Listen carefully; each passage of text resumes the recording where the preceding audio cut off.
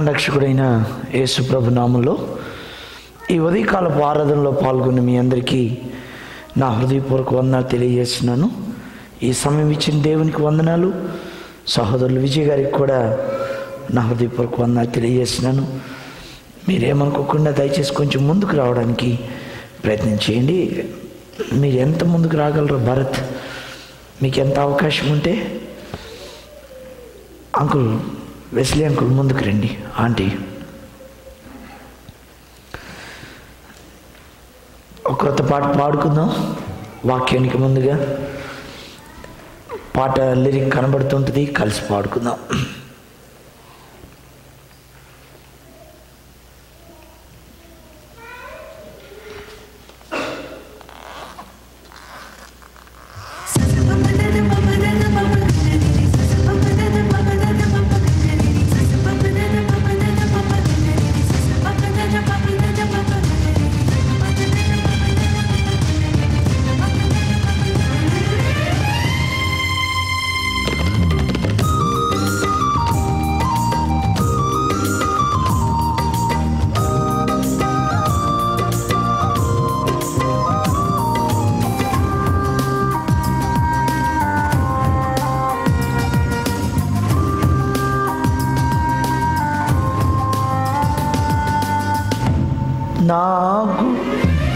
నా గుడారము క్షేమమని నాకు తెలిపితివి. నా గుడారము క్షేమమని నాకు తెలిపితివి. నా ఇంటి వస్తువులు లెక్క చూడగా, నా ఇంటి వస్తువులు లెక్క చూడగా ఏదియో నాకు నష్టముండదు, ఏదియో నాకు నష్టముండదు. నా గుడారము క్షేమమని నాకు తెలిపితివి. చప్పట్లు కొడుతూ అందరం కలిసి పాడుకుందాం.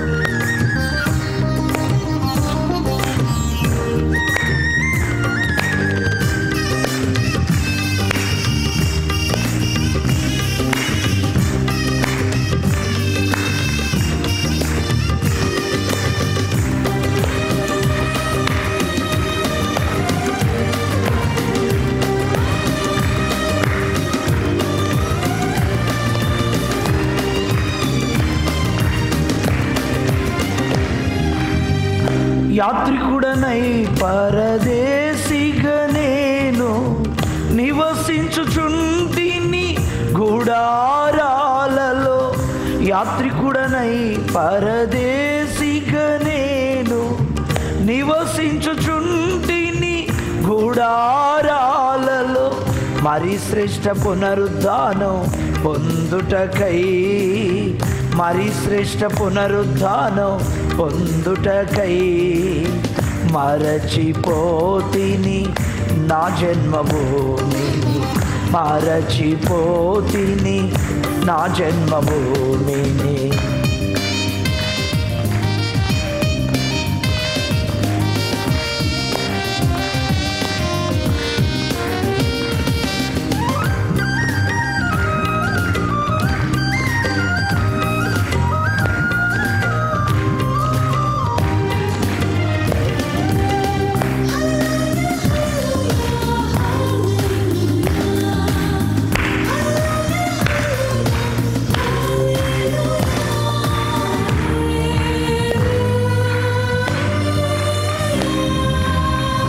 కంచె వేసితివి నా చుట్టూ, నీవు ఘనముగా చెప్పితివి నా విషయమై. కంచె వేసితివి నా చుట్టూ, నీవు ఘనముగా చెప్పితివి నా విషయమై. రాజ్యములు జయించి తిని విశ్వాసముతో, రాజ్యములు జయించి తిని విశ్వాసముతో. కృప వెంబడి కృప చూపుచుండగా, కృప వెంబడి కృప చూపుచుండగా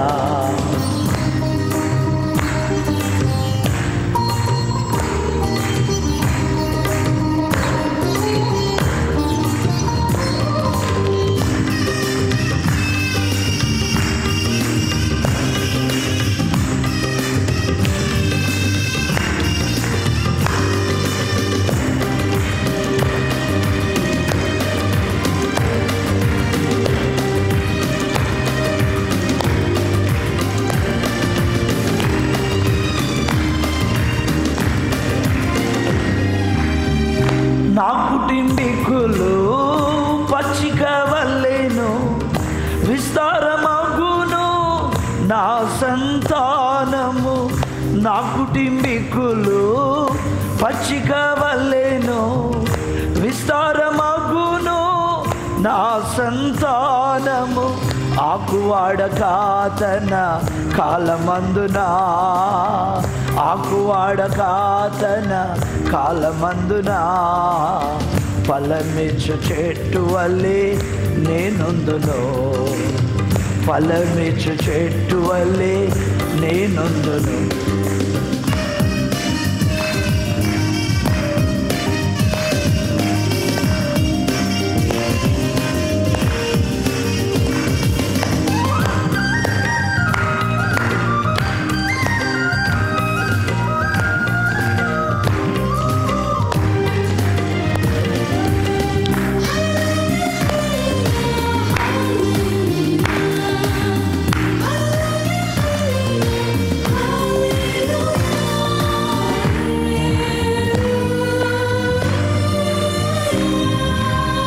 పితరులు చూడని వాగ్దాన ఫలమును అనుభవించుచుంటిని నీ దయతో. పితరులు చూడని వాగ్దాన ఫలమును అనుభవించుచుంటిని నీ దయతో. విశ్వాస వీరుడనై నీ ముఖము చూచుచు, విశ్వాస వీరుడనై నీ ముఖము చూచుచు, మరి శ్రేష్టమైన దేశము చేరెదను, మరి శ్రేష్టమైన దేశము చేరెదను.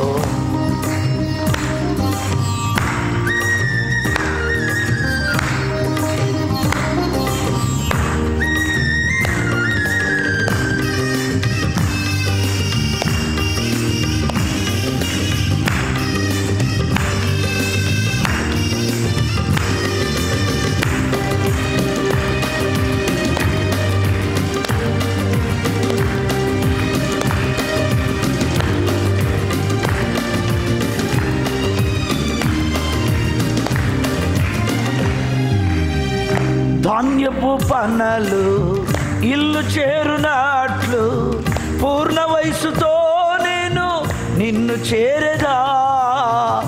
ధాన్యపు పనలు ఇల్లు చేరునట్లు, పూర్ణ వయసుతో నేను నిన్ను చేరదా. నా చేతి పనులన్నీ సఫలం చేసి, నా చేతి పనులన్నీ సఫలం చేసి, ఆశీర్వాదము నా సొత్తు చేసితివి, ఆశీర్వాదము నా సొత్తు చేసితివి. నా గుడారము క్షేమమని నాకు తెలిపితివి, నా గుడారము క్షేమమని నాకు తెలిపితివి. నా ఇంటి వస్తువులు లెక్క చూడగా, నా ఇంటి వస్తువులు లెక్క చూడగా, ఏదియో నాకు నష్టముండదు, ఏదియో నాకు నష్టముండదు. నా గుడారము క్షేమమని నాకు తెలిపితివి. ఆ 4వ చరణంలో ఒకసారి 4వ చరణం కనబడేటట్టు జరుపుతారు. పితరులు చూడని వాగ్దాన ఫలం మనం అనుభవిస్తున్నామని పాడుకుంటున్నాం. ఏంటి పితరులు చూడండి, వాళ్ళకంటే మనం గొప్పవాళ్ళమా? వాక్యంలో మనం చూస్తే యెషయా కన్యక గర్భవతి కుమారుని కంటాడు, కన్యక గర్భవతి కుమారుని కంటుది అని ప్రవచించాడు. ఆయన మరణ పునరుద్ధానముల గురించి ప్రవచించారు. కానీ యెషయా యేసు ప్రభు రక్తంలో కడగబడే కృప ఆయనకు దొరకలేదు, మనకు దొరికింది అది. హల్లెలూయా. మోషే అంటాడు, నాలాంటి ప్రవక్త మీలో ఒకడు పుడతాడని చెప్తాడు. కానీ వాళ్ళందరికీ దొరకని భాగ్యం మనకు దొరికింది. ఆ వాగ్దాన ఫలం క్రీస్తు ప్రభువే. మనకు దొరికిన ఆ కృపని మనం సద్వినియోగం చేసుకోవాలి. మీలో ఎవరు రక్షణ పొందకుండా ఉండకూడదు. యేసయ్య రక్తంలో మన ప్రతి పాపము కడిగి ఆయన పరిశుద్ధపరుస్తాన్ని వాగ్దానం చేశాడు. ఆ విషయాన్ని మర్చిపోవద్దు. వాక్యంలోకి వెళ్ళబోయే ముందు చిన్న ప్రార్థన చేసుకుని దేవుని వాక్యంలోకి వెళ్దాం. ప్రేమస్వరూపి దయగలిగిన మా ప్రభువా, మా పితరులు ఎందరో ప్రభువా ప్రవచించారు. లేఖనాల్లో మేము చూసినప్పుడు అది మాకు కనబడుతుంది. నాయనా, మాకు దొరికిన ఆ క్రీస్తు ప్రభుని బట్టి మేము స్తుతిస్తున్నాం. మీ ప్రియకుమారుడైన యేసు ప్రభు యొక్క రక్తంలో మా పాపములకు విమోచన ఉంది. మీ ఏకైక కుమారుణ్ణి మా రక్షణకై ఈ లోకానికి పంపించారు. అందుకే మీకు వందనాలు చెల్లిస్తూ ఉన్నాం. ఇదిగో ఈ ఉదయకాలం ప్రభువా, మందిరంలో చేరిన ప్రతి ఆత్మను బట్టి మీకు స్తోత్రం చెల్లిస్తున్నాను. మేము మనుషుని స్వరం వినడానికి ఇక్కడికి రాలేదు, మీ స్వరం వినడానికి వచ్చాం. దయతో మా అందరితో వాక్యం ద్వారా మీరు ముచ్చటించండి. మీ చేతులకు అప్పగించుకుంటూ మా హృదయాలు తెరిచి దేవా, మంచి మనస్సాక్షితో మిమ్మల్ని సేవించగలుగుతూ మాకు నేర్పించమని, వాక్యం దాళంగా రాకుండా అడ్డుపడుతున్న ప్రతి చీకటిని మీ నామంలో బంధిస్తూ యేసు నామంలో అడిగి పొందుకొని ఉన్నాం తండ్రి, ఆమేన్. దేవుని వాక్యంలో నుంచి అపోస్తలుల కార్యములు 9వ అధ్యాయం 3వ నుంచి చదువుకుందాం. అపోస్తలుల కార్యములు 9వ అధ్యాయం. దయచేసి ఎవరైనా చదివి నాకు సహాయం చేయగలరా?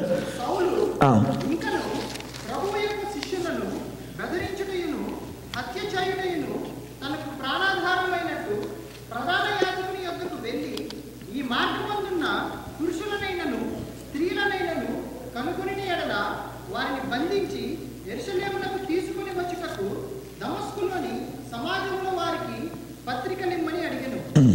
అతడు ప్రయాణం చేయొచ్చు దమస్కు దగ్గరకు వచ్చినప్పుడు అకస్మాత్తుగా ఆకాశం నుండి ఒక వెలుగు అతని చుట్టూ ప్రకాశించెను. థ్యాంక్స్ నాన్న.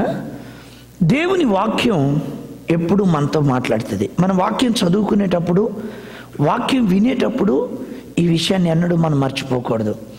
దేవుడు మానవునితో మాట్లాడే పద్ధతులు బైబిల్ గ్రంథంలో చాలా రకాలుగా ఉన్నాయి.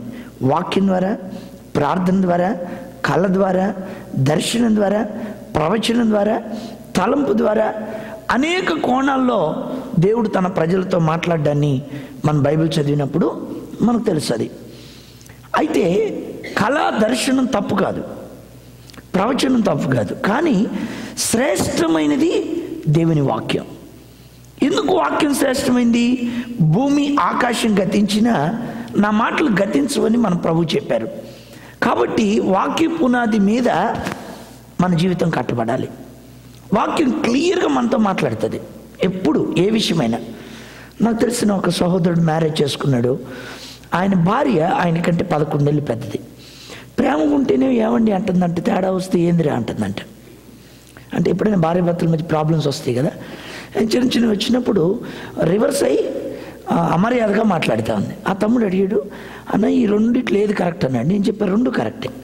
భార్య కాబట్టి ఏమండి అంటుంది, పెద్దది కాబట్టి ఏందిరా అంటుంది, తప్పేముంది? అయినా మ్యారేజ్ చేసుకునేటప్పుడు నువ్వు పెద్ద అన్నట్టు చేసుకున్నావు. వాక్యం చదువుకుంటే దేవుడు సృష్టిలో పురుషుణ్ణి పెద్దవాడిగా చేశాడు, స్త్రీని చిన్నదానిగా. ఆదాము ప్రక్కటెముకలో నుంచి అవం చేశాడు కదండి. స్త్రీని మొదలు చేశాడా, పురుషుడిని మొదలు చేశాడా? మీరు చెప్పండి. పురుషుడిని.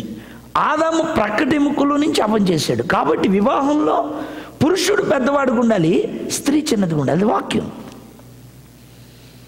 మన వాక్యాన్ని క్లియర్గా కనుక గమనించగలిగితే ప్రతి విషయాన్ని చాలా క్లియర్గా ప్రభు మనతో మాట్లాడతారు. మన వాక్యాన్ని చదవని వ్యక్తి వాక్యం ద్వారా దేవుడు మాట్లాడుతున్నాడని ఆ గ్రహింపు కనుక మనకు లేకపోతే, ఓ గ్రుడ్డివాడు నడవడం ఎంత కష్టం ఉంటుందో జీవితంలో ఒక వ్యక్తి నడవడం కూడా అంతే కష్టం. వాక్యం చాలా క్లియర్గా చెప్తా ఉంది, ఆయన వాక్యం మన పాదాలకు దీపం, అంతే. వెలుగు లేకపోతే ఎలా నడవగలం మనం? కాబట్టి ప్రతిరోజు దేవుని వాక్యం మీరు చదువుకోవాలి, నేను చదువుకోవాలి. వాక్యం ద్వారా దేవుడు మనతో మాట్లాడతాడు. బైబిల్లో ఒక ప్రత్యేకమైన వ్యక్తి పౌలు. ఆయన నోటి నుంచి వచ్చేటువంటి కొన్ని మాటలు మనం చూస్తే ఆయన జీవన విధానం అంతా మనకు అర్థమైపోద్ది. సంఘానికి ఆయన ఏం చెప్పాడంటే, నేను ప్రభువును పోలు నడుచుకున్నా, మీరు నన్ను పోలు నడుచుకోండి అన్నాడు, అంతే. తిమోతి, నేను అన్ని విషయాల్లో నీకు మాదిరిగా ఉన్నాను అంటాడు. ఇట్లా ఒక వ్యక్తి ముందైనా, ఒక సంఘం ముందైనా, రాజుల ముందైనా దేవుణ్ణి ధైర్యంగా ప్రకటించిన వ్యక్తి పౌలు. ఇతను ఎక్కడ రక్షించబడ్డాడు, ఏంటి ఇంత స్థిరమైనటువంటి వ్యక్తిగా ఈ వ్యక్తి ఉండడానికి కారణం మీతో పంచుకోవాలని నేను ఆశిస్తున్నాను. యేసు ప్రభు శిష్యుల్ని మనం తీసుకుంటే 3.5 ఏళ్ళు యేసు ప్రభుతో ఉన్నాడు పేతురు. కానీ అబద్ధం ఆడుతూనే ఉన్నాడు, కత్తి పట్టుకుని ఉన్నాడు పేతురు. ఒక్కసారి దేవుని స్వరం సౌలు విన్న తర్వాత పౌలుగా మారిపోయాడు. కరువు, ఖడ్గం, ఉపద్రవం ఏదైనా రానివ్వండి, క్రీస్తు ప్రేమ నుంచి నన్ను ఏది వేరు చేయలేదన్నాడు. అంతే. పేతురు యేసు ప్రభుతో ఉన్నప్పుడు నేను నీతో పాటు చనిపోవడానికి సిద్ధంగా ఉన్నానంటాడు. యేసు ప్రభువుని వదిలిపెట్టి కొంచెం పక్క వెళ్ళిపోయిన తర్వాత ఆయన ఎవరో నాకు తెలియదు అంటాడు. ఆ అస్థిరత్వం పౌల్లో మనకు కనబడదు. ఏ పరిస్థితుల్లో కూడా వెనుదిరిగి చూడడం అనేది పౌలు జీవితంలో లేదు. అంటే నేను పేతురు కంటే పౌలు గొప్పవాడని చెప్పట్లేదు, కానీ తాను దమస్కు దగ్గర దేవుడు దర్శించిన తర్వాత ఆత్మీయంగా దిగజారటం కానీ, ఇంకొకరి చేత సరిచేయించుకోవటం కానీ పౌలు జీవితంలో లేదు. అసలు వెనుదిరిగిన సింహం అండి ఆయన. ఎందుకని? పౌలు రక్షించిన దేవుడే కదా మనల్ని కూడా రక్షించింది. మనం ఎందుకు అలాగ ఉండడం లేదు? ఏంటి పౌలు జీవితంలో ఉన్నటువంటి విశేషత? ఒక్కొక్క విషయాన్ని వాక్యంలో మనం చూద్దాం. 9వ అధ్యాయం 3వ వచనంలోకి మనం వెళ్దాం.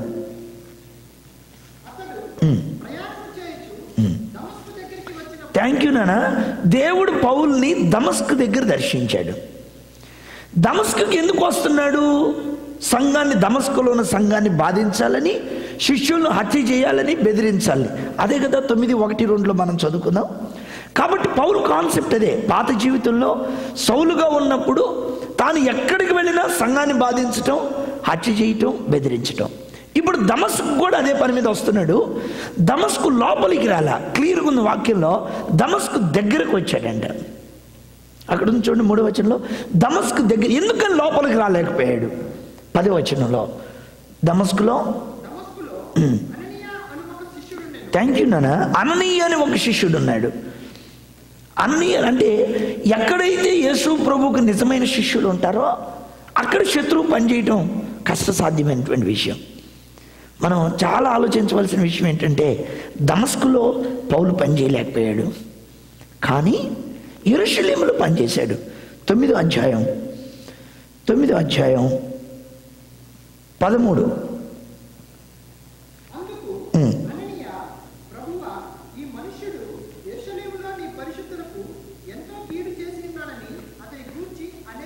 థ్యాంక్ యూ నాన్న. అంటే యెరూషలేములో పరిశుద్ధులు కీడు చేశాడు అనేది క్లియర్, కన్ఫర్మ్. మరి యెరూషలేములో పౌలు పరిశుద్ధులకు వ్యతిరేకంగా పనిచేయగలిగాడు, కానీ దమస్కులో పనిచేయలేకపోయాడు. అక్కడికి వచ్చినప్పుడు, దమస్కు దగ్గరకు వచ్చినప్పుడు దేవుడు అతన్ని దర్శించాడు. యెరూషలేములో ఆ దినాల్లో మేడగదిలో ఇంచుమించు 120 మంది కూడి కలిసి ఏక మనసుతో ఎడతెగక ప్రార్థన చేస్తుంటే పెంతెకోస్తు అనుభవాన్ని వాళ్ళు చూచారు. దేవుడు వారిని బూదిగంతుల వరకు సాక్షులుగా ఉండమని అక్కడ మాట్లాడ్డాన్ని మనం చూస్తాం. మరి అంత గొప్ప ప్రార్థన చేసే చోట పౌలు దేవునికి వ్యతిరేకమైన కార్యకలాపాలు కొనసాగించగలిగాడు, కానీ మరి దమస్కులో పౌలు పనిచేయలేకపోయాడు. చూడండి, దమస్కులో అన్నయ్య అనే శిష్యుడున్నాడు. అతడు దర్శనమందు తేటగా దేవుని స్వరం వింటున్నాడు. దేవుడు అననీయతో చెప్తున్నాడు, నీవు వెళ్ళి ఆ పౌలు మీద చేతులుంచి నువ్వు ప్రార్థన చేయమని. అననీయ అంటాడు, అయ్యా నువ్వు ప్రార్థన చేయమంటున్నావు, అతడు యెరూషలేములో పరిశుద్ధులు కీడు చేశాడు, ఇక్కడ కూడా కీడు చేయాలని అధికారం పొంది ఉన్నాడు, మరి నువ్వేంటి అతని కొరకు ప్రార్థన చేయమంటావు? ప్రభు చెప్పాడు, నువ్వు వెళ్ళు, నేను అన్ని జనులకు వెలుగుగా అతన్ని నియమించాను, అతను నా సాధనమై ఉన్నాడు. ప్రియమైన వారలారా, దమస్కులో ఉన్నటువంటి ప్రత్యేకత గురించి మీతో పంచుకోవాలని నేను ఆశిస్తున్నాను. ఈ చివరి దినాలు మనం ప్రజలు ఎలాగా ప్రభుని సేవిస్తున్నారు, లేకపోతే సంఘాలు ఎటు వెళ్తున్నాయి, పలానా సేవకుడు ఎటు వెళ్తున్నాడు, దయచేసి సెకండ్ కూడా మీరు ఆలోచించొద్దు. బైబిల్ చెప్తుంది, ఏర్పరచబడిన వారిని సైతం అపవాది మోసం చేస్తుందంట. కాబట్టి ఎవరు పడిపోతున్నారు, అపవాది ఎవరిని దోచుకెళ్తున్నారని కాదు నువ్వు కాన్సన్ట్రేషన్ చేయాల్సింది, నీవు నీ ఆత్మీయ జీవితంలో నువ్వు ఎలాగున్నావు. అనేది కనుక ఈ ఉదయకాలం మనం ధ్యానం చేసి అధ్యయనం చేసి మన హృదయాలు భద్రపరచుకోగలిగితే ఏ శోధన మనల్ని ఏం చేయలేదు, అంతవరకు పౌలు వల్లే మనం ప్రభుని సేవించగలుగుతాం. ఎందుకు దమస్కులో ప్రభు ఇటువంటి కార్యాలు చేశాడు? దమస్కులో ఒక వ్యక్తి జీవించాడు. ఆదికాండం 15వ అధ్యాయంలోకి మనం వెళ్దాం. 15వ అధ్యాయం మొదటి నుంచి చదువుకుందాం. ఆదికాండము 15వ అధ్యాయం మొదటి వచనం. ఇది జరిగిన తరువాత యెహోవా వాక్యము అబ్రామునకు దర్శనమందు వచ్చి, అబ్రామా, భయపడకుము, నేను నీకు కేడము, నీ బహుమానము అత్యధికమగునని చెప్పాను. నెక్స్ట్ నాన్న. అందుకు అబ్రాము, ప్రభువైన యెహోవా నాకేమి ఇచ్చిననేమి, నేను సంతానము లేని వాడనై పోతున్నానే, దమస్కు ఎలియాజరే నా ఇంటి ఆస్తికర్త ఎగును కదా. చాలు నాన్న, థ్యాంక్ యూ. అబ్రాముని దేవుడు పిలిచాడు. అయితే చాలా కాలం అబ్రాముకు పిల్లలు లేరు. ఇది అబ్రాము హృదయంలో ఒక వేదనకరమైన విషయం. అయితే దేవుడు ఒకరోజు అబ్రాముతో మాట్లాడుతున్నాడు. నేనే నీకు కేడము, బహుమానం, అది అత్యధిక మగును, నువ్వు భయపడొద్దు అని దేవుడు మాట్లాడుతుంటే అబ్రాము అంటాడు, అయ్యా నువ్వు నాకేమిస్తే ఏం ప్రయోజనం? నేను సంతానం లేని వాడిని కదా. దమస్కు ఏలియాజరే నా ఇంటికి వారసుడైపోతాడు కదా. దేవునితో అబ్రాము మాట్లాడుతున్నటువంటి విషయాలు. నువ్వు నాకు సంతానం ఇవ్వకపోతే దమస్కు ఏలియాజరే నా ఆస్తికి వారసుడైపోతాడు. అబ్రాహాం ఇంట్లో పెద్ద దాసుడు ఏలియాజరు. అబ్రాహాం ఇంట్లో 318 మంది దాసులు ఉన్నారంట. ఆదికాండము 14:14.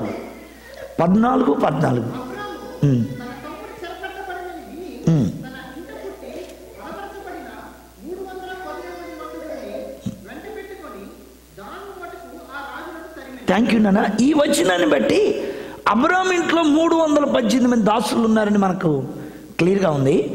అయితే పెద్ద దాసుడు, వారసత్వానికి అర్హమైన దాసుడు ఎలియాజరు.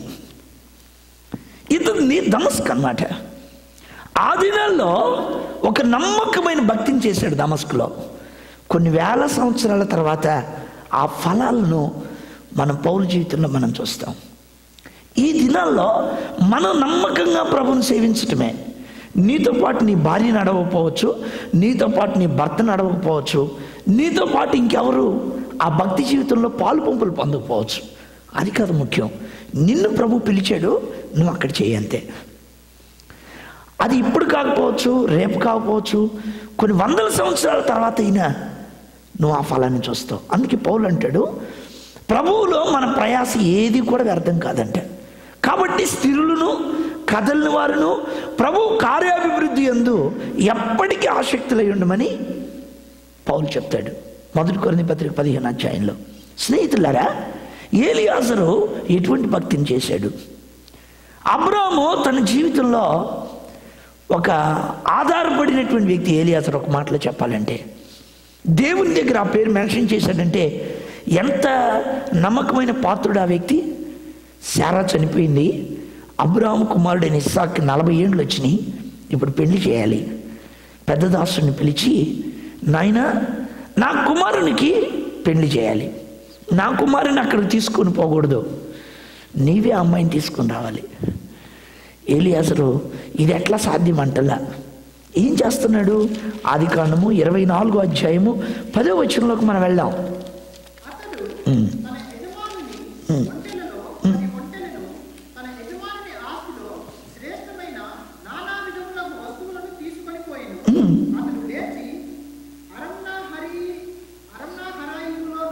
రైట్.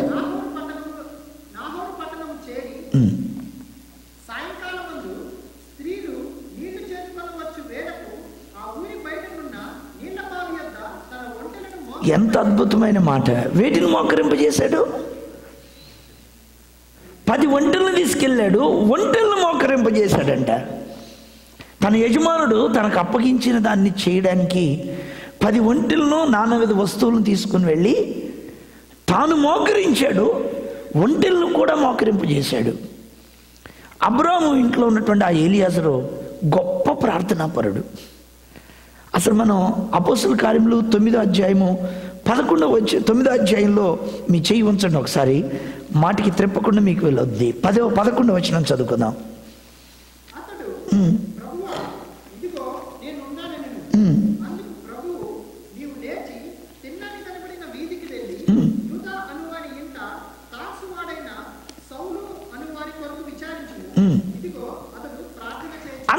పౌలు ఎప్పుడు ప్రార్థన చేయలే. ఎప్పుడైతే దమస్కు దగ్గరకు వచ్చాడో, లోపలికి వచ్చాడో, ఇప్పుడు ప్రార్థన చేస్తున్నాడు. ఎవరు చెప్పారు ఈయనకు ప్రార్థన చేయమని? అసలు పౌలు ప్రేయర్ లైఫ్ను కనుక మనం చూస్తే 3 సంవత్సరాలు రాత్రింబగుళ్ళు కన్నీళ్లు విడుస్తూ నేను మీకు బోధించాను అంటాడు. ప్రియరా, నా ముఖం శరీరరీతిగా నా ముఖం చూడని వారి కొరకు నేను ఎంతగా పోరాడుతున్నానని మీకు తెలియాలంటాడు కొలస్సీ పత్రికలో. ఆయన గొప్ప ప్రార్థన యోధుడు. ఫిలిప్పీ జైల్లో కీర్తనలతో ప్రార్థనతో గడిపాడని వాక్యంలో ఉంటుంది. అరవై కీర్తనలు పాడాడు, ప్రార్థన కూడా చేశాడు. నా ప్రియమైన వాళ్ళరా, ఇక్కడ ఏలియాజరు దమస్కులో ఉన్నప్పుడు ఏ జీవితం చేశాడు ఆయన? ప్రార్థన జీవితం. ఒంటెలను కూడా మోకరింపజేసిన జీవితం. మరి నీ జీవితంలో ఈరోజు నీ పిల్లలు చేయట్లేదు అన్నది ప్రార్థన. నీ పిల్లల్లోనికి ఆ ప్రార్థన వెళ్ళాలంటే నువ్వెంత ప్రార్థన చేసి ఉంటావు? ఎంత ప్రార్థన చేశాడండి ఏలియాజరు? ఒంటెలను కూడా మోకరింపజేసి ప్రార్థన చేశాడు. రిబ్కా కడవ భుజం మీద పెట్టుకొని వస్తూ ఉంది. అక్కడ ఒక మాట ఉంటుంది వాక్యంలో, అతడు ప్రార్థన చాలించక మునిపే 24వ అధ్యాయము 15వ వాక్యం. ఆదికాండం 24:15.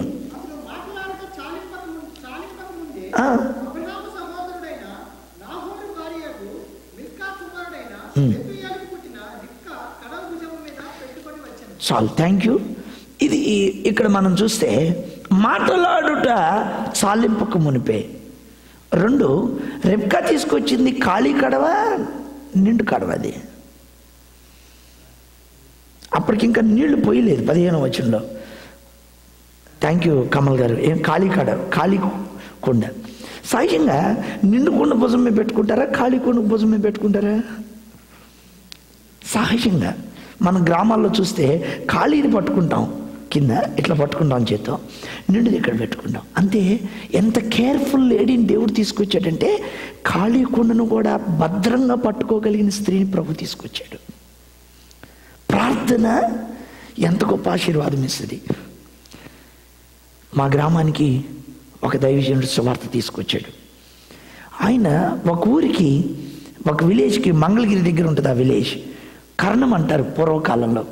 అంటే ఆ ఊర్లో లెక్కలు రాసే ఆయన పెద్ద మనిషి, కొంచెం చదువుకున్న వ్యక్తి, ఆస్తిపరుడు. 100 ఎకరాలు ఉండేది ఆయనకి. ఆయన వాళ్ళ ఇంట్లో జాన్ అని ఒక పాలేరు పనివాడు పనిచేస్తుండేవాడు. వడ్లు అయిపోయిన తర్వాత కళ్ళంలో కొంచెం వడ్లు మిగిలిచ్చాడు ఆ పనివాడికి. ఆయన ఆ రాత్రి ఈవినింగ్ వదిలిపెట్టి వచ్చారు. రాత్రి అంతా వర్షం. ఉదయం వెళ్ళి ఈ రైతు వెళ్ళి చూస్తే ఈ మున్సిపు గారు లేకపోతే కర్ణం గారు పొలంలో అంతా తడిచిపోయింది. ఆ వడ్లు మాత్రమే తడవలేదు కొంచెం వరకు. అది చూసి ఆ మున్సిపు గారు మారు మనసు పొంది యేసు ప్రభుని సొంత రక్షణగా అంగీకరించాడు.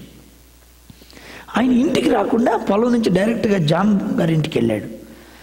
ఈ జాన్ గారికి ఉదయకాలం క్వైట్ టైం ప్రార్థన చేసుకునే అలవాటు. అప్పట్లో అంటరానితనం ఎక్కువ ఉండేది, మీకు తెలుసు. రైతు ఎప్పుడైతే ఇంటికి వచ్చాడో జాన్ గారి వైఫ్ కలవరపడిపోయింది. అయ్యా ఎందుకు వచ్చారు మీరు అంటే, నేను ఒక చిన్న పని మీద వచ్చాను, జాన్ పిలవమని అడిగాడు. అయ్యా ఆయన దేవునితో మాట్లాడుతున్నాడు, ఇప్పుడు రాడని చెప్పింది ఆమె. హాఫ్ అన్ అవర్ వెయిట్ చేసిన తర్వాత వచ్చాడు. ఆ జాన్ గారు కాళ్ళ మీద పడిపోయాడు. ఈ మున్సిపు గారు, ఈ కర్ణం గారు. ఏంటయ్యే విషయం అంటే, అంతా తడిచిపోయింది, నేను ఎక్కడైతే ఒడ్లు వదిలిపెట్టానో అక్కడే తడవలేదు, నీవు ఈ సంవత్సరం నువ్వు కరువుతో ఉండాల్సి వచ్చేది అని అనుకున్నా కానీ నీ దేవుడు గొప్పవాడు, నాకు కూడా యేసు ప్రభు కావాలన్నాడు. ఈ జాన్ గారి ఇంటికి వచ్చాడని తెలిసి 100 ఎకరాలు ఉన్న ఈ మున్సిపు గారిని భార్య పిల్లలు వెలివేశారు. ఇంట్లోకి రావద్దన్నారు, నువ్వు అంటుపడిపోయే వద్దని చెప్పారు. ఆయన మా విలేజ్కి వచ్చి చింత చెట్టు కింద చింత కోసుకొని చెరువులో నీళ్లు తాగి గ్రామం అంతా తిరిగి ప్రార్థన చేసేవాడు. ఆయన సేవలో రక్షించబడిన ఒక ఆమె పాలు అమ్ముకుంటుంది, ఆమె రక్షించబడింది. ఆమె వచ్చి మా అమ్మకు స్వార్థ చెప్పింది, మా అమ్మ రక్షించబడింది. మా అమ్మ మాకు యేసు ప్రభు గురించి చెప్పింది. ఆయన కట్టుకోవడానికి బట్టలు లేవు, తినడానికి తిండి లేదు, వండడానికి ఇల్లు లేదు. ఆకలికి చింతాకు తీసుకొని, ఆకలి అయినప్పుడు చింతాకు తుంచుకొని చెరువులు నీళ్ళు తాగేవాడు. ఆయన ఏం ప్రార్థన చేసేవాడంటే, పెద్దవాళ్ళు నాకు చెప్తూ ఉంటారు, ప్రభువా ఈ గ్రామాన్ని మీరు ఆశీర్వదించండి, ఇక్కడి నుంచి మీ సేవకులను లేపండి, ఇక్కడి నుంచి నీ సత్యం ప్రపంచానికి వెళ్ళాలి. ఎప్పుడు ఇది 90 సంవత్సరాల క్రితం జరిగింది సుమారుగా. ఆ ప్రార్థన వృధా అయిపోయిందా? ఆయన లేడు, పాలు అమ్మిన ఆమె లేదు. మా అమ్మ ఇప్పుడు ఉన్నారు, వృద్ధురాలు, దగ్గరగా 90 ఉంటాయి.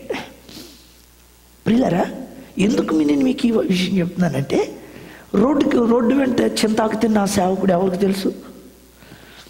చెరువులో నీళ్ళు తాగిన ఆ సేవకుడు ఎవరికి తెలుసు? ఆయన తన భక్తి జీవితంలో దేవుణ్ణి స్ట్రైట్గా వెంబడించాడు. బావి దగ్గర మోకరించిన ఆ స్థలాలు, ఒంటెలు మోకరింపజేసిన ఆ స్థలాలు, కడవలను కూడా జాగ్రత్తగా పెట్టుకురాగలిగిన స్త్రీలను తెస్తుందని మనం గుర్తించగలమా? కడవ భుజం మీద పెట్టుకొని వచ్చిందంట ఆమె. నా ప్రియులరా, ఈ దేశం కొరకు మనం చేయవలసింది ప్రార్థనే, మన కుటుంబాలలో పిల్లల కొరకు చేయవలసింది ప్రార్థనే, ఈ తరం కొరకు చేయవలసింది ప్రార్థనే. నువ్వు ఎంతగా ఆ ప్రార్థనలో సమయాన్ని కేటాయించడానికి నీ కృప దొరుకుతుందో అన్ని గొప్ప కార్యాలు నీ జీవితంలో చూస్తావు. రెబ్కాని ఆయన తనకు నీళ్లు పోయమని అడిగినప్పుడు ఒంటెలకు కూడా నీళ్లు పోసింది ఆమె. ఒంటి ఎన్ని నీళ్లు తాగుద్దో నేను మీకు వేరే చెప్పనక్కర్లేదు, పరిగెత్తుకుంటూ వెళ్తుందంట అక్కడికి. నా ప్రియమైన స్నేహితులారా, దమస్కున్న ప్రత్యేకత ఏంటంటే, అక్కడున్న ఏలియాజరు గొప్ప ప్రార్థనా పరుడు. రెండో విషయాన్ని మనం చూద్దాం. ఆయన ప్రార్థన చేస్తున్నాడు. ఆదికాండం 24వ అధ్యాయం 12వ వచనం. ఆదికాండం 24:12.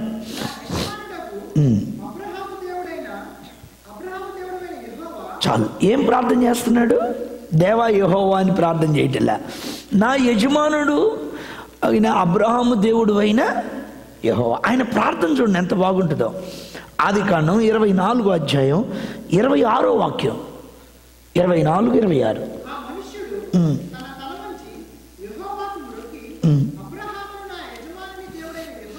అసలు ఈయనకి అబ్రహాం పేరు ఎత్తకుండా ప్రార్థన నడవదు.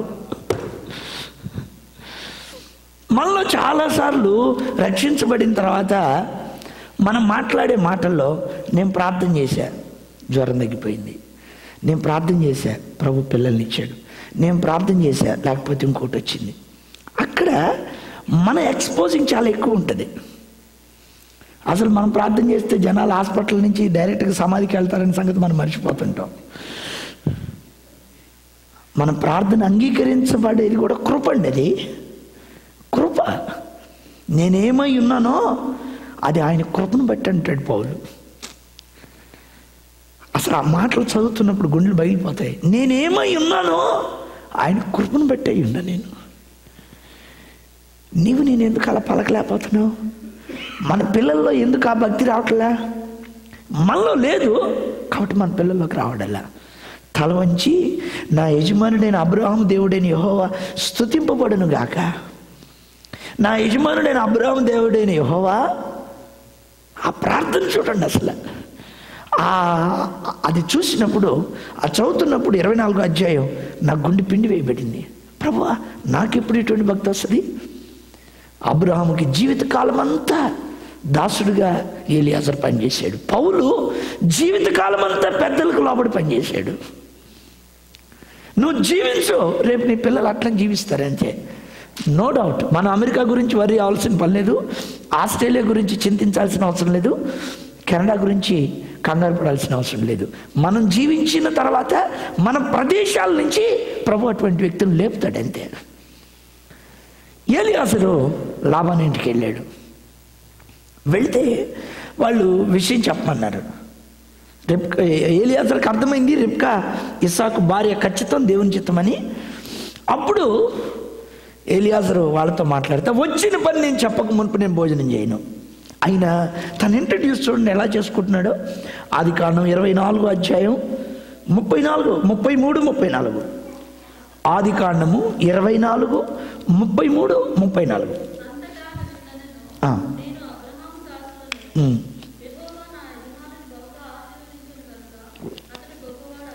చాలమ్మా, థ్యాంక్ యూ. 33 కూడా చదువుతారా?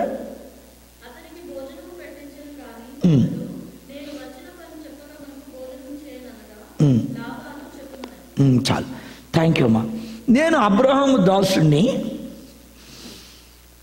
యెహోవా నా యజమాని బహుగా ఆశీర్వదించిన గనుక అతడు గొప్పవాడాయను. అసలు ఇంతకీ ఆయన పేరు చెప్పడు, నేను అబ్రహాము దాసుని అంటాడు.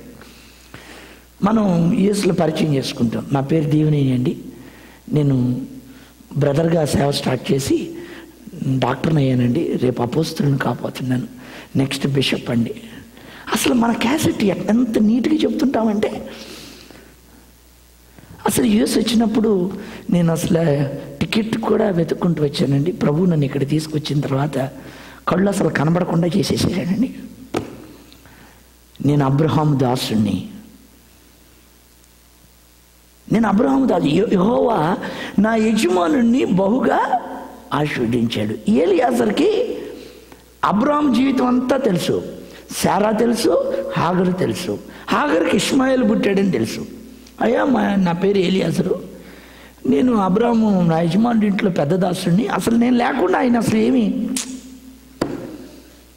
ఆయనకి చేతకాకనే నా మీద ఆధారపడితే నన్ను పంపిస్తే నేను వచ్చానండి. నేను ప్రార్థన చేసి కళ్ళు తెరవక మునిపే కనపడిందండి రెబ్కా, మీ సిస్టరు. అయినా మా యజమానుడికి 2 భార్యలండి. పెద్ద ఆమె ఏం చెబితే అదేనండి. ఆడవాళ్ళు మాట్లాడితే మా యజమానుడు సైలెంట్ అండి, ఎక్కడ సంతకం పెట్టమంటే అక్కడ పెడతాడండి. ఇప్పుడు మిమ్మాయిని మా యజమానుడికి కూడా ఇస్తే గ్యారంటీకి ఏం పెద్ద భార్య అయిన తర్వాత 2వ భార్య కూడా వచ్చిద్దేమోనండి, తెలియదు మాకు. నెగిటివ్ పాయింట్స్లో మాట్లాడాలంటే ఏలియాజర్ ఎన్నో మాట్లాడవచ్చు, అక్కడ ఒక్క మాట కూడా మాట్లాడలేదు. అందుకే పౌలు జీవితంలో చూస్తే ఆ పత్రికల్లో అసలు ఎంత విలువైన మాటలండి, ఎంత శ్రేష్టం.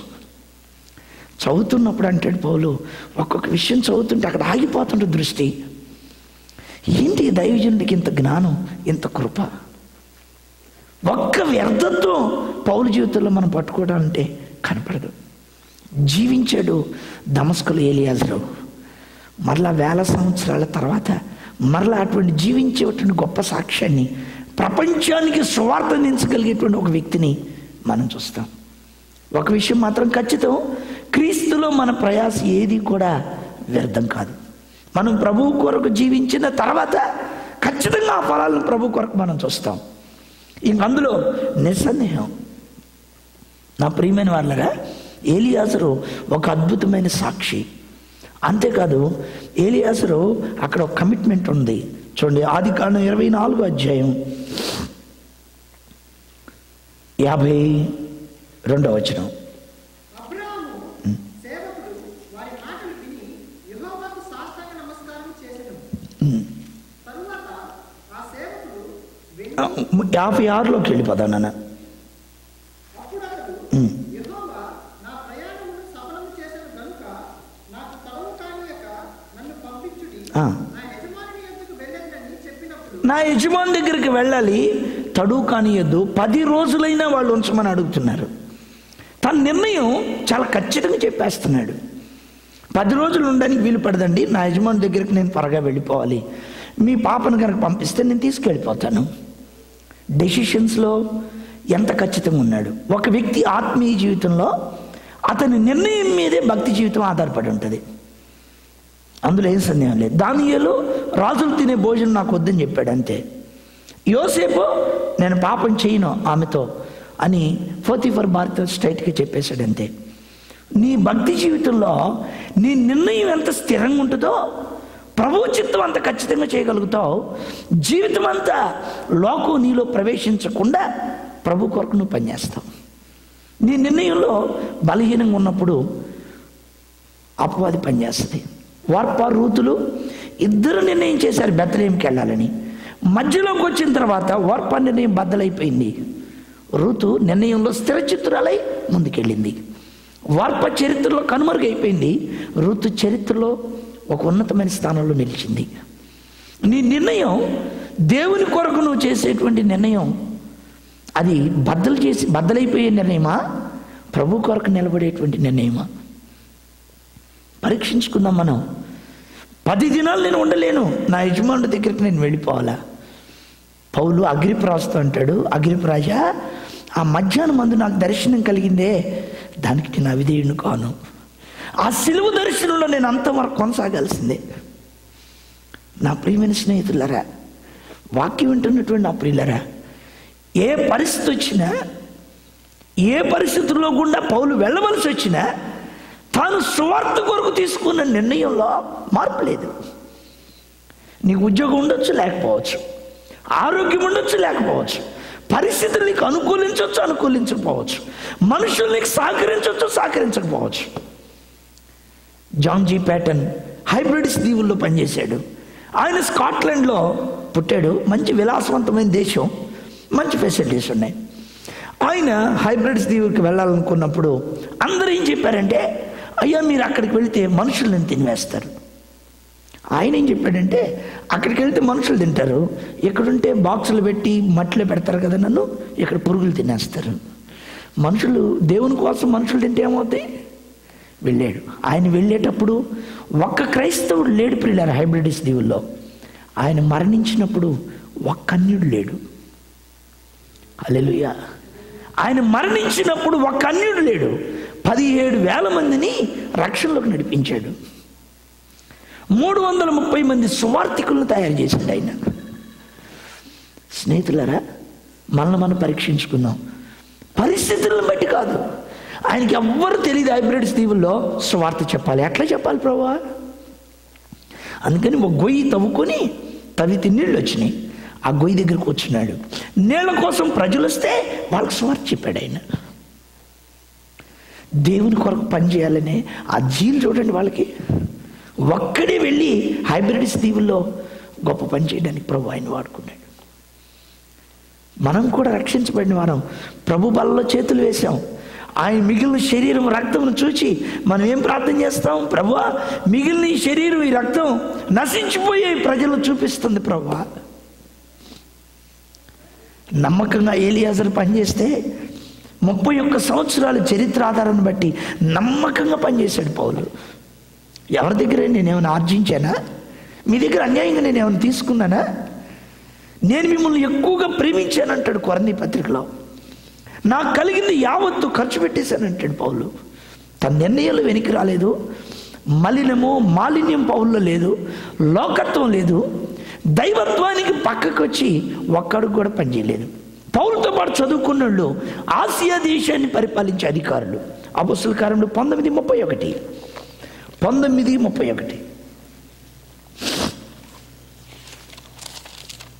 మరియు ఆసియా దేశాధికారులలో కొందరు అతనికి స్నేహితులై ఉండి అతని యొద్దకు వర్తమానం పంపి, నీవు నాటకశాలలోనికి వెళ్ళవద్దని అతని వేడుకొని. చూడండి, పౌలుతో పాటు చదువుకున్న వాళ్ళు ఆసియా దేశాన్ని పరిపాలించే అధికారులు ఉన్నారు. మరి పౌలు బాగా కొట్టబడి పెంట కుప్పల మీద పడిపోయి జీవించాడు.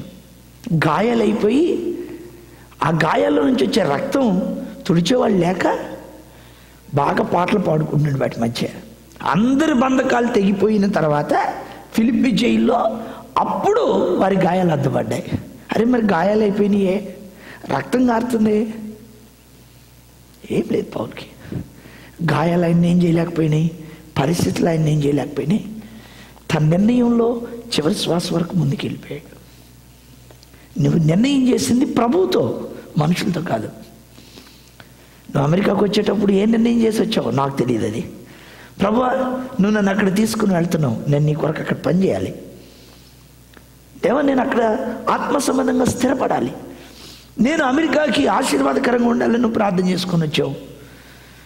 సహజంగా నాకు తెలిసి చాలామంది ప్రభు నెరిగిన దేవుని బిడ్డలు ఇటువంటి ఇతర దేశాలకు వచ్చేటప్పుడు ఖచ్చితంగా ఫాస్టింగ్ ప్రేయర్ పెట్టుకుంటారు, థ్యాంక్స్ గివింగ్ ప్రేయర్ పెట్టుకుంటారు. అక్కడ సాక్ష్యం చెబుతారు ప్రభు ఇచ్చిన వీసా విషయంలో, లేకపోతే జాబ్ విషయంలో తీసుకున్నవి. ఆ మాటల్లో మనం టెస్ట్ మనీ ఇచ్చేటప్పుడు అప్పుడు చెప్తాం, మేము దేవుని కొరకు పని చేయాలి, మా కొరకు ప్రార్థన చేయండి. అవన్నీ కూడా గ్రాడ్యువల్గా దినములు గడిచే కొలది మనం మర్చిపోతాం. ఎలియాజర్కి లాబాను ఇంట్లో అన్నీ ఉన్నాయి, పశువులకు మేత ఉంది, మంచి మర్యాదలు ఉన్నాయి, అన్ని ఫెసిలిటీస్ ఉన్నాయి. కానీ వాటిలో అనుభవించాలని మనసు ఎలియాజర్కి లేదు. వెళ్ళిపోయి యజమానుని కలుసుకోవాలనే మనసులోనే ఎలియాజరు ఉన్నాడు. పౌలు తన జీవితంలో దేవుని కొరకు దేవుని చిత్తానుసారమైనటువంటి వ్యక్తిగా నిలబడ్డాడు. అసలు ఎలియాజరు దగ్గరికి రెబ్కా కడవ భుజం మీద పెట్టుకొని వచ్చింది. దేవుని చిత్తం రెబ్కా రావడం. అసలు పౌలును కూడా ప్రభు ఆయన ప్లాన్ ఎక్కడ పెట్టాడో చూద్దాం. అపోస్తలుల కార్యములు 9:9. అతడు 3 దినములు చూపు లేక అన్నపానములేమీ పుచ్చుకొనకుండెను. 11 అతడు, ప్రభువా, ఇదిగో నేనున్నానెను. అందుకు ప్రభువు, నీవు లేచి తిన్నని కనబడిన వీధికి వెళ్ళి యూదా అనువాని ఇంట తార్సువాడైన సౌలు అనువాని కొరకు విచారించుము. చూడండి, యూదాను అని అంటున్నాడు, తార్సువాడైన సౌలు అని వాని కొరకు విచారించము. ఎక్కడున్నాడు ఇతను? తిన్నని దనబడిన వీధి అంట. ఇంగ్లీష్లో ఏమని ఉంటుంది? స్ట్రైట్ అని ఉంటుంది కదా. అంటే నేను అనుకున్నాను వీధే ఇంత స్ట్రైట్గా ఉంటే లైఫ్ ఇంకెంత స్ట్రైట్గా ఉంటుంది అనుకున్నాను నేను. దేవుడు ఎక్కడ పెట్టాడండి? తిన్నని దనబడిన వీధిలో పెట్టాడు, యోధాను అని ఇంటి పెట్టాడు. మీరు ఇక్కడ కొంచెం వాక్యాన్ని ఆలోచించాలి. అననీయుని ప్రార్థన చేయమంటే ఆయన ప్రార్థన చేయడానికి భయపడిపోతున్నాడు. కానీ దేవుడు యోధా అనే వ్యక్తి ఇంట్లో పౌలు ఉంచుకోవడానికి దేవుడు కృప చూపాడు. యోధాకి ఆత్మ సంబంధమైన అవగాహన ఉండొచ్చు పౌలు విషయంలో దేవుడు ఏం చేయబోతున్నాడు. యోధాతో దేవుడు మాట్లాడలా, అననీయతో మాట్లాడాడు. అయినా అననీయ వెళ్ళి ప్రార్థన చేయడానికే భయపడుతున్నవాడు ఇంట్లో తెచ్చుకొని పెట్టుకోవాలంటే అది సమ్మతించకపోయి ఉండొచ్చు. ఒకవేళ యోధాన్ని దేవుడు సిద్ధపరిచాడు. యోధా ఇంట్లో పౌలు ఉన్నాడు. నాకు చాలా సంతోషకరమైన విషయం ఏంటంటే యోధా తన ఇంట్లో ఉన్న పౌలుకి మంచినీళ్ళు ఇవ్వలేదు, భోజనం పెట్టలేదు. హల్లెలూయా. మన ఇంటికి వచ్చిన వ్యక్తికి ఫస్ట్ ఏం చేస్తాం మనం? ఏమేమి ఇస్తే ప్రార్థన అంతా చెడిపోద్దా అవన్నీ పెడుతుంటాం మనం. కరెక్ట్ స్పిరిచువల్ పర్సన్ ఏం చేస్తాడండి? శరీరులు శరీర సంబంధమైన వాటి మీద మనసు పెడతారు, ఆత్మీయులు ఆత్మ సంబంధమైన వాటి మీద మనసు పెడతారు. యోధా మంచినీళ్ళు ఇవ్వలేదు, భోజనం పెట్టలేదు. నేను అనుకుంటున్నాను అవన్నీ బైబిల్లో లేవు, కానీ బ్రదర్ దేవుడు నీతో మాట్లాడిన తర్వాత ఫుడ్ పెడతాం నీకు అని ఉంటాడు. ఎట్లా నడిపించేవాళ్ళు కనుక మనకు అమెరికాలో ఉంటే చర్చిలన్నా నిండిపోతాయి, లేకపోతే చర్చిలన్నా నెక్స్ట్ సండే ఖాళీ అయిపోతాయి. మనం నడిపించేవారేరి 3 దినాలు ఉపవాసం ఉండి ప్రార్థన చేసుకున్నాడు. మళ్ళీ జీవితంలో ఎప్పుడు ఎక్కడ మిస్టేక్ లేదు పౌల్ లైఫ్లో. ఎటువంటి ఆత్మ సంబంధమైన వారిని దేవుడు పౌలుకి సిద్ధం చేశాడు. నీ జీవితంలో నీవు దేవుని చిత్తానుసారంగా ఆత్మ సంబంధమైన వారిని, దేవుని చిత్తంలో ఉన్న వారిని నువ్వు కనుగొనగలిగినప్పుడు నీ వెనకమాల వచ్చే తరం కూడా దేవుని చిత్తానుసారంగా కలుసుకోగలుగుట్లో ప్రభు కృప చెప్తాడు. ఎలియాజర్కి రెబ్కా కనపడటం ఏంటి? ఆమె వచ్చి నీళ్లు పోయటం ఏంటి? వాళ్ళ ఇంట్లో పశువులకు మేత ఉండటం ఏంటండి? ఒక ఆడపిల్లని, పెండ్లిగాని అమ్మాయిని అన్నోన్ పర్సన్తో ఒంటెల మీద పంపించడం ఏంటి? పౌలు వాక్యం విన్న తర్వాత ఎంతమంది అప్పగించుకొని పౌలుతో కూడా వెళ్ళిపోయారు. ఆ చదువుతున్నప్పుడు నా హృదయం పరితపిస్తుంది. అబ్బా ఎంతమంది ఆ పట్టణం అంతా. అపోస్తలుల కార్యంలోకి వెళ్ళాం మనం. 14వ అధ్యాయం 49, 13:49 క్షమించండి. ప్రభువు వాక్యము ఆ ప్రదేశమంతటా వ్యాపించెను గాని యూదులు భక్తి మర్యాదలు గల స్త్రీలను ఆ పట్టణపు ప్రముఖులను రేపి పౌలునకు బర్నబాకును హింస కలుగజేసి వారిని తమ ప్రాంతం నుండి వెళ్లగొట్టిరి. వీరు తమ పాత ధూళిని వారి తట్టు దులిపివేసి ఇకోనియాకు వచ్చిరి. అయితే శిష్యులు ఆనందభరితులై పరిశుద్ధాత్మతో నిండిన వారై యూదులు కొంతమందిని భక్తి మర్యాద గల స్త్రీలను, ఆ పట్టణపు ప్రముఖులను రేపి పౌలుకి బర్నబాకి, అక్కడ ఒక మాట ఉంది, హింస కలుగు చేశారంట. హింస కలుగు. వాటి మధ్య పౌలుతో కూడా ఆత్మలు ఆనందించగలిగిన ఒక గుంపు ఉంది. ఇప్పుడు పౌలుకి బర్నబాకి హింస కలుగు చేసినప్పుడు మరి మిగతా వాళ్ళకు కూడా పౌలుతో పాటు నడిస్తే వాళ్ళకు కూడా హింస వస్తుందిగా. అయినా పౌలుతో పాటు నడవడానికి ప్రభు కొంతమంది కృప చూపించాడు. ప్రియులరా, ఎలియాజరుతో పాటు రిబ్కా ని పంపించడానికి వాళ్ళు ఎట్లా ఇష్టపడ్డారో, కఠినమైన పరిస్థితుల మధ్య పౌలుని బర్నబాని యూదులు వ్యతిరేకంగా లేచి పనిచేస్తున్నప్పుడు, అసలు యూదులు పౌలుకు వ్యతిరేకంగా చేసినంతగా ఎవరికి వ్యతిరేకంగా చేయలేదేమో, యూదులు ఇక్కడ హింస కలుగు చేశారు. ఇంకొక మాట మనం చూద్దాం. 14:19. అంత్యోకయ నుండి ఇకోనియా నుండి యూదులు వచ్చి జనసమూహములను తమ పక్షముగా చేసుకొని పౌలు మీద రాళ్ళు రువ్వి అతను చనిపోయిందని అనుకొని పట్టణం వెలుపలికి. నేను 1-2 విషయాలు మాత్రం మీకు చూపిస్తున్నాను. ఇలాగ యూదులు పౌలు కొరకు చేసినటువంటి హింస, రాళ్ళు ఇన్ని కాదు. పౌలు యెరూషలేములో ఉన్నప్పుడు ఆసియా నుండి కొంతమంది యూదులు వచ్చి బలవంతంగా పట్టుకుని వెళ్ళిపోయారు పౌలుని. వాటన్నిటి మధ్య పౌలు శిష్యులు ఏం చేస్తున్నారు? అపొస్తలుల కార్యములు 9వ అధ్యాయం 23, 24, 25. అనేక దినములు గతించిన పిమ్మట యూదులు అతనిని చంపట ఆలోచింపగా రైట్. వారి ఆలోచన సౌలునకు తెలియవచ్చెను. వారు అతని చంపవలెనని రాత్రింపగళ్ళు వారి యొక్క కాచుకొనుచుండిరి. నెక్స్ట్ నాన్న, గనుక అతని శిష్యులు రాత్రివేళ అతనిని తీసుకొని పోయి గంపలో ఉంచి ఓడకుండా అతనిని యూదులు చంపడానికి ప్లాన్ చేస్తున్నారు. శిష్యులు గంపలో పెట్టి గోడ మీద నుంచి దించి పౌలుని తీసుకెళ్తున్నారు. ఏంటి ఆ ఫెయిత్ఫుల్నెస్? మరి పౌలుని చంపడానికి ఆలోచన చేస్తే పౌలుని తప్పించి తీసుకెళ్తే మరి వీళ్ళని చంపరా యూదులు? యూదులకు ఉండేటువంటి ప్లాన్ మీకు తెలిసి ఇక్కడ ఉన్నారు కాబట్టి వాళ్ళ ప్లాన్స్ ఇస్ డిఫరెంట్. ఎంత చక్కగా ఒక్కొక్క విషయాన్ని వాళ్ళు డిజైన్ చేస్తారో మీరు ఎరుగుదురు. యేసు ప్రభు శిలువ మోస్తున్నప్పుడు శరీరం అంతా కొట్టారు ఆయన్ని, కానీ కురేనుడైన సీమోని మీద యేసు ప్రభు మీద ఉన్న శిలువను తీసుకెళ్ళి అతని మీద పెడతారు. ఎందుకు? యేసు ప్రభు బరువు మోయలేకపోతున్నాడనే కాదు, అది బరబ్బా కొరకు ఏర్పాటు చేసిన శిలువ. ఒక శిలువను తయారు చేసేటప్పుడు దాని ఫార్మేట్ ఎట్లా ఉంటుందంటే, సపోజ్ నేను 70 kgs ఉన్నాను అనుకోండి, నా మీద పెట్టే శిలువ 140 కిలోలు ఉండాలి. అది ఫార్మేట్. బరబ్బా చాలా వెయిట్ ఉంటాడంటే అతను, దానికి అతని కొరకు ఏర్పాటు చేయబడిన శిలువ దొంగ కొరకు అది డబుల్ వెయిట్ ఉంది. అది తీసుకొచ్చి ప్రభు మీద పెట్టారు. భారమైన శిలువ మోయలేక ఆయన మోస్తూ ఉంటే యూదులు ఆ శిలువను కురేనుడైన సీమోన్ మీద పెట్టారు. ఎందుకు పెట్టారంటే అంతా కొట్టారు ఆయన్ని, శిలువ పెట్టిన చోట మాత్రమే ఆయనకి దెబ్బ తగలలేదు. అక్కడ కూడా కొట్టాలంటే క్రాస్ తీసి కొట్టాలి. అందుకని కురేనుడైన సీమోన్ మీద పెట్టి దెబ్బలు ఎక్కడైతే తగలలేదో అక్కడ కూడా కొట్టారు ఆయన్ని. నీ రక్షణకై ఆయన గాయపడని ప్రదేశం లేదు ఆయన శరీరంలో. నీ విమోచనకై ఆయన శ్రమపడని ఒక వెంట్రుక స్థలమైన ఆయన శరీరంలో లేదు. మీలో ఎవరైనా ఇంకా సిలువను ఆశ్రయించుకుంటున్నారా? రక్షణ పొందుకుంటున్నారా? రక్షించబడి సిలువను కాళ్ళతో త్రొక్కుతున్నారా మీరు?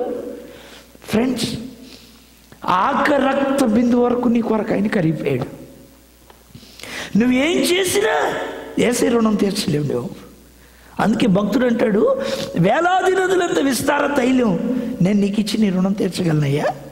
గర్భఫలమైన నా జ్యేష్ఠ పుత్రుని నీకు ఇచ్చి నీ రుణం నేను తీర్చగలనా? మళ్ళా ఈ త్రోవలో మనం రాం.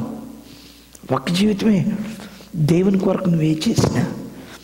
పౌలు తన జీవితంలో ఎన్ని పరిస్థితుల మధ్య ప్రభుని వెంబడిస్తుంటే కొద్దిమంది ప్రత్యేకించుకొని గంపలో పెట్టి పంపిస్తున్నారు పౌల్ని. చనిపోయాడని యూదులు అంత్యోక్య నుండి యూకోన్య నుండి చచ్చిపోయాడని పక్కన పడేసి వెళ్ళిపోతే శిష్యులు ఆయన చుట్టూ నిలబడి ఉన్నారు. మళ్ళా లేచాడు, దెర్బేకి వెళ్ళి మళ్ళా సువార్త ప్రకటిస్తున్నాడు.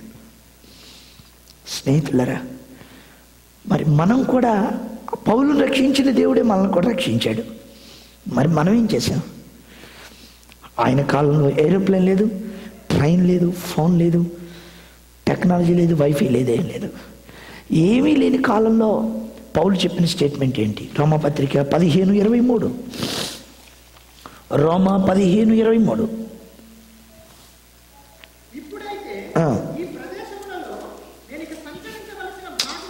ఎవ్వరు చెప్పలేదండి ఈ మాట, పౌలు అక్కడే చెప్పాడు. నేను ఇక సంచరించవలసిన భాగమిక లేదు, కంప్లీట్గా అయిపోయిందని చెప్పాడు. మనం ఎప్పుడు చెప్పగలం ఈ మాట? యుఎస్లో ఉన్న ప్రతి స్టేట్లో, ప్రతి ప్రాంతంలో దేవుని వాక్యం నేను తీసుకెళ్ళగలిగాను, ప్రభు నాకు ఆ కృప ఇచ్చాడని చెప్పగలమా? నీకు ఆశ ఉంటే ప్రభు దాన్ని చేస్తాడు. నేను సంచరించవలసిన భాగం లేదు ఇక, అంతే. ఆ మాట చెప్పింది పౌలు ఒక్కడే. ప్రార్థనాపూర్వకంగా ఎలియాజరు పనిచేశాడు, లోబడ్డాడు. తన పేరు కూడా ఇంట్రడ్యూస్ చేసుకోవడానికి ఆయన ఇష్టపడలేదు. ఆ ఆత్మని, ఆ కార్యాలని మనం మరలా చూస్తుంటాం. నేను ఈ మాట చెప్పి నేను ముగిస్తాను, టైం అయిపోయింది. పౌల్ని ఆసియాలో దేవుడు సేవ చేయొద్దని చెప్పాడు. అపొస్తలుల కార్యములు 16 అధ్యాయం 6-7 వచనాలు. కొంచెం త్వరగానా వినోద్? ఆసియాలో వాక్యము చెప్పకూడదని పరిశుద్ధాత్మ వారి నాటకపరిచినందున 7వ వచనం చదువునా? యేసు యొక్క ఆత్మ వారిని వెళ్ళనీయలేదు. చూడండి, ఆసియాలో వాక్యం చెప్పొద్దని పౌల్ని దేవుడు 2 సార్లు ఆపేశాడు. యేసు యొక్క ఆత్మ వెళ్ళనివ్వలేదు. 7వ వచనంలో పరిశుద్ధాత్మ వారిని ఆటంకపరిచింది. మరి ఆగాడైనా? అపొస్తలుల కార్యములు 19వ అధ్యాయం 26వ వచనం. అయితే చేతులతో చేయబడినవి దేవతలు కావని ఆ. ఈ పౌలు చెప్పి ఆ. ఎఫెసులో మాత్రము కాదు, దాదాపు ఆసియానంతటా బహుజనమును ఒప్పించి త్రిప్పియున్న సంగతి మీరు చూచియు వినియు. Thank you. ఆసియాలో పని చేయొద్దని దేవుడు చెప్పాడు, కానీ పౌలు ఉంటాడండి? యేసే దేవుడు అని ఆసియా అంతా ఒప్పించాడని వాక్యంలో ఉంది. ఫైనల్ ఏం జరిగింది? 2 తిమోతి పత్రిక 1వ అధ్యాయం 15వ వచనం. ఆసియాలోని వారందరూ ఆ. నన్ను విడిచిపోయిన దేవుడు నువ్వు ఆసియాలో వద్దు, ఐరోపాలో చేయమంటే ఈయనకు చాలా ప్రేమ ఆసియా అంటే. ఎందుకంటే ఆయన చదువుకున్న ఆయన స్నేహితులు ఆసియాలోనే పనిచేస్తున్నారు. ఇంకోటి చాలా తెలివి కలిగినాడు పౌలు. ఖండాలన్నింటిలో కంటే పెద్ద ఖండం ఏది? ఆసియా. అంటే ఇక్కడ పనిచేస్తే ఎక్కువ ఆత్మలు దొరుకుతాయి అనుకున్నాడేమో, ఇక్కడ పనిచేశాడు. ఇప్పుడు టోటల్లీ పౌలు ముగింపులోకి వచ్చినప్పుడు ఆసియాలోని వాళ్ళందరూ పౌలుని విడిచిపెట్టి, అంటే పౌలు చేసిన సేవ ఆసియాలో ఫెయిల్ అయినట్టుగా తనకు కనబడింది ఆ దినాల్లో. నేను ముగిస్తూ మీకు ఈ మాట గుర్తు చేస్తున్నా. ఇందాక మీరే చెప్పారు కదా, ఖండాలన్నింటిలో కంటే పెద్ద ఖండం ఏది? ఆసియా. ఇప్పుడు ప్రపంచంలో అన్ని ఖండాల్లో కంటే ఎక్కువ మంది మిషనరీలను పంపించే ఖండం ఏది ఇప్పుడు? ఆసియా. ఎక్కువ మంది ఆరాధించే ఖండం ఏది? ఆసియానే. చైనాలో అయితే ఒక అడవిలోకి వెళ్తే 6,000 మంది 10,000 మంది కూడుకుంటుంటారు. అక్కడ ఏముండవు, దేవుని ఆరాధిస్తూ ఉంటారంటే. ఎందుకు ఈ విషయం మీకు గుర్తు చేశానంటే, మన జీవితంలో మనం పడినటువంటి ప్రయాస కొన్నిసార్లు ఫెయిల్ అయిపోయిందా అన్నట్లు కనబడుతుంది. ఎన్నటికీ కాదు. కొన్ని వేల సంవత్సరాల తర్వాత ఈరోజు సండే 20 లక్షల మంది సుమారుగా సియోల్లో ప్రభుని వెంబడిస్తారు. ప్రపంచమంతటికీ సౌత్ కొరియా నుంచి మిషనరీలు వెళ్తూ ఉంటారు. దేవుడు ఈ దినాలు చేయటం లేదా? నేను ఒక విషయంతో ముగించుకుందాం. మనం ప్రభు కొరకు చేసింది అది వృధా కాదు, అది శ్రేష్టమైనదిగా శాశ్వతమైనదిగా మిగులుతుంది. అయితే చేసేది ఏలియాజరు వలె నువ్వు చేసావా? ఫెయిత్ఫుల్గా జీవించావా? దేవుని కొరకు నమ్మకమైన కోణంలో నువ్వు పనిచేసావా? కోట్ల మందికి ఇంకా సువార్త అందని దినాలు. మనవంతు మనం ప్రార్థనగా మనం చేయవలసింది చాలా ఉంది. మనం తగ్గించుకొని యెహోవాకి సాష్టాంగ నమస్కారం చేసిన ఏలియాజరు వలె మనం పనిచేయాలి. మరలా ఈ తరుణం పోతే మరలా మనకు తరుణం రాదు. అందుకే నేను ఇక సంచరించవలసిన భాగం లేదన్నట్లుగా పౌలు పనిచేశాడు. మనం కూడా అలా పనిచేయడానికి పరిశుద్ధాత్ముడు మనకు సహాయం చేయనుగాక. ప్రార్థన చేసుకుందాం.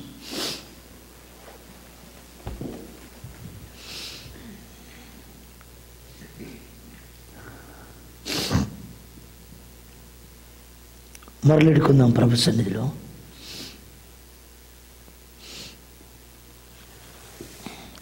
దమస్కు ఏలియాజరే కదా నా ఇంటికి వారసుడైపోయేది. ఆ రోజు అక్కడ తాను జీవించిన జీవితం ఇంత గొప్ప ప్రవక్తను లేపిద్దనే సంగతి ఆ వ్యక్తికి తెలియదు. ప్రభువా, యెరూషలేములో పౌలు పనిచేయగలిగాడు కానీ దమస్కులో చేయలేకపోయాడయ్యా. నమ్మకమైన శిష్యులంగా మేము ఉన్నప్పుడు శత్రువు అక్కడ పనిచేయలేడు ప్రభువా, శత్రువు పనిచేయలేడు అక్కడ. కనికరించమని ప్రార్థిస్తున్నాను. 10 వంటలు తీసుకుని వెళ్ళి మోకరింపజేసి ప్రార్థన చేశాడయ్యా. మాకు కూడా అటువంటి ప్రార్థనాత్మనే మనం వేడుకుంటున్నానయ్యా. చూపు పోయినప్పుడు 3 దినాలు మొరపెట్టడమే పౌలు పని, ప్రార్థన చేయడమే.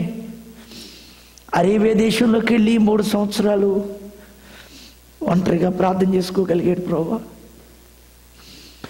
ప్రార్థనలో మేము చాలా బలహీనమైపోయాం ప్రభువా. ఈ జనరేషన్లో మేము మందిరానికి వచ్చాం. రేపు మా పిల్లలు ప్రభువా ఈ వెస్ట్రన్ కల్చర్లో పడి సత్యాన్ని సంత వీధిలో పడేస్తారా నాయన? ఈ కల్చర్ యొక్క ప్రభావం మా పిల్లల మీదకి రానియొద్దు నాయన.